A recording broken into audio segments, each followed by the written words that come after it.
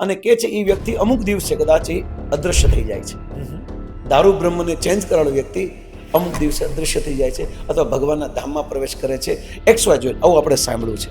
તો તમે વિચારો કે દારૂ બ્રહ્મને ચેન્જ કરવા તો કોઈ સામાન્ય વાત નથી. ભગવાન શ્રી કૃષ્ણનું હૃદય હંમેશા ધબકતું રહે છે કે જે આપણે ભગવાન શ્રી કૃષ્ણએ દેહ ત્યાગ કર્યો ત્યાંથી એ હૃદય તરીને જગન્નાથપુરી આવ્યું.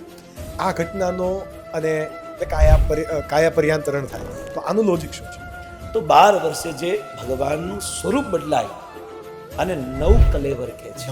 નવ કલેવર જે 2015માં થયો હતો. હા, તો 12 વર્ષે નવ કલેવર થાય છે એટલે દારૂ બ્રહ્મ બદલવામાં આવે છે. એ પણ એ પરંપરામાં જે પંડાઓ, જે જ્ઞાતિ, જે કુળમાં જે જવાબદારી આવે છે એ જ કરી શકે છે.